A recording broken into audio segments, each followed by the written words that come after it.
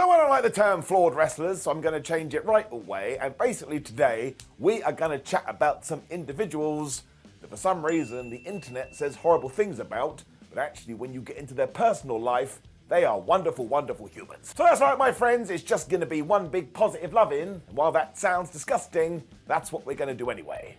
My name is Simon Miller. Let's go. Number 7, Top Dollar. Now the main reason Top Dollar gets a lot of things thrown his way is because on one occasion, he went to do a dive and he made a mistake and he fell on his face. Now, there is plenty of footage out there of him actually doing the dive. Look, that guy is really, really big, so the fact that he even attempted it, I say a couple of thumbs. Real life AJ Francis left WWE in 2023 as well, and he popped up in TNA, as well as a few independent promotions. But yeah, when he's not hurling people around a wrestling ring, this guy does so much for charity. So you can take all your sports entertainment stuff and you can throw it over there, because this is the stuff that's important. I mean, he has annual canned food drives and he goes around to schools telling people, oh man, it's really important to be educated, because if you get your brain in the right place, you can achieve anything. So he is absolutely way more than meets the eye. But also, he talked about this on the internet. He was going to have a feud with Michael Cole. Genuinely annoyed that didn't happen. I would have found it hilarious. Number 6, John Cena. Now you may be rolling your eyes, but you're only remembering the modern day John Cena. Because if you pop back 10 years, people would actually chant at Johnny, "You can't wrestle." He's the biggest superstar in the entire industry. I think he's doing something right. However, very nicely, one of the things that he is most well known for is, once again, all the stuff he does outside the ring, including the Make-A-Wish Foundation, because John Cena has granted more wishes than anybody ever. Now, given the fact that he already had a crazy schedule because he was the face of WWE, I don't know how he even achieved it. But there's also the fact that he didn't want to talk about this to anybody, and it was the company that was like, oh, well, this would be really good PR, so they put it out regardless. There are also just so many damn stories of Cena doing this and going above and beyond. Now, let's say he was meant to have a 10-minute visit with a child, he would sit there for hours. So again, I don't care if he can't put on a wrist lock properly, even though he totally can. This just makes me feel warm and fuzzy in my tum-tum. Think about the amount of lives he's probably changed. He continues to do this today because he said as soon as his wrestling career does wrap up, he wants to be involved by mentoring other wrestlers so they can learn a thing or two from him. John Cena is perfectly fine with me.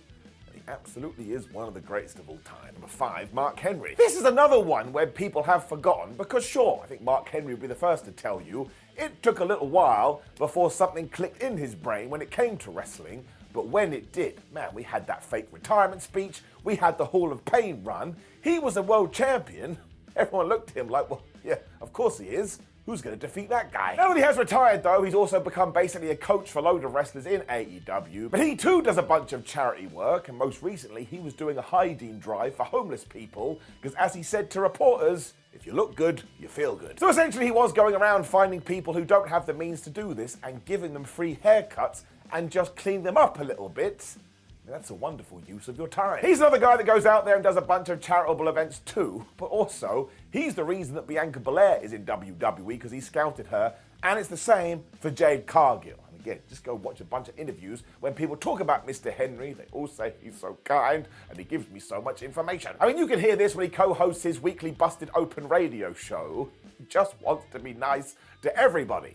That's how I like to live my life, so I find this very inspiring. Maybe go and find someone today and say something lovely to them too. You'll probably make their evening. Number 4, Titus O'Neil. So we're just going to do it again, because don't come into my house and tell me there was a weird while there when the primetime players weren't brilliant. I mean, they had the catchphrase, they had that little wiggle they used to do. They were damn entertaining. And then, sure, Titus tripped up in the greatest Royal Rumble. And now that's the only thing people ever talk about. However, there is an asterisk to this because people also talk about all the amazing community work he does. I don't want to go through this again, but this is the good stuff. I mean, he runs so many non-profit organizations and has put so much goodwill back into the world. There are schools that have parts of them named after Titus O'Neil. And also, do you know what happens when you ask him about his trip up? He goes, ha ha ha, that was pretty funny. I love this guy. He also hosts a Joy of Giving event every single Christmas when he does hand out gifts to those less fortunate. Honestly, if you go and Google O'Neil and all the things that he does do, it's essentially now his full-time job. So if that's the reason he hasn't come back to wrestling, well, you've just got to give him a round of applause. I mean, He's essentially a damn hero. Number 3, Goldberg. So this is always going to be one that people debate about. I mean, even Matt Riddle did an interview recently where he thought it was a good idea to go up to Bill and say, sure, Bill, you're really good at making money, but when it came to wrestling, you weren't very good. Why do you have to say anything? I mean, I have amazing memories of Goldberg because he just used to destroy people. But once again, we're not talking about that today. And we're talking about all the stuff he does do in his real life. And once again, he's another guy that just gives and gives and gives and gives. And he has often spoken about the fact that he understands kids see him as a real life superhero. So he always takes time to talk to them. Probably give them a memory they're going to remember forever. He's also an advocate for animal welfare and a spokesperson for cruelty against animals and why you shouldn't do it. So if you thought Goldberg was just another muscle-head meaty man, there's nothing wrong with that, well, you need to look a little bit deeper. He also visits children in hospitals and is affiliated with cancer research. I don't even know what I can keep saying about these people. The next time you go to say something horrible on the internet, maybe think about this instead and send a nice message. Then we could all smile and skip in peaches and cream. Number 2, David Arquette. Now look, I know he's not really a flawed wrestler, but even today, people are so damn mad he won the World Heavyweight Championship. But do you know who's madder than all of us?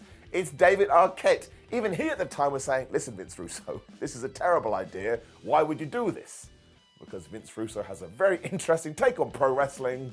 My word, it happened. This all does tie in though, because of course at the time, David was a super duper actor, so any money he made from the WCW organization, he donated to charity. There's also stories that he made sure some of this went to the families of people like Brian Pillman and Owen Hart, who had tragically passed away. And do you know how much Arquette himself talked about this? Nothing. Zero. Nada. He wanted to keep it under wraps. It also means actually David Arquette winning the WCW title was brilliant because so many other people benefited. On the flip side, it was a really, really bad idea. And don't forget, soon after this, Vince Russo himself won that belt. The same championship that had been held by Harley Race and Ric Flair. I regret bringing it up, I shouldn't have done it. Number 1, Mark Mero. Now, if you remember Johnny B. Bad in WCW, there was definitely potential here. The problem was, when he switched over to WWE and became Mark Mero, Sable, his wife, got all the attention. Soon Mero was basically forgotten about. Since he did retire in 2006, however, my word, this guy decided, you know what, I am a positive cat, so let's just send that back out into the world. His non-profit organization, Champion of Choices, sees Mark Mero travel the world as he basically becomes a life coach and tries to teach people, hey man, if you're able to do this and you're able to do that, maybe you'll be able to succeed, or maybe, just maybe, you'll be able to be a little bit happier. Mark is always happy to give out interviews as well when he discusses his wrestling career, but he'll also make sure to reel all this in as well, and he says in every single one, the only reason I do want to talk about it is because I want to help individuals. There's a bunch of clips online where you can see Mark Mero doing his thing as well, and I tell you, you will walk away so damn inspired. I mean, this guy is just absolutely wonderful. Sadly, the 63-year-old did have some health problems recently, so let's make sure we send all the cheer to him. Just to wrap this up in a nice, neat little package, we need more good people in the world. There's enough horrible things going on, we've got to balance it out. So it's 2 thumbs up to everybody in this list. Now make sure you go back over 2023 with the 10 biggest success stories of that year. The video is on the screen right now. Like the video, share the video, and subscribe. And why don't we use the comment section to, like I say, be super duper nice. Let's be obnoxiously nice, because why the hell not? Exactly. I love all of you. There's my niceness, and you're looking really good today. What did you do with your hair? Goodbye.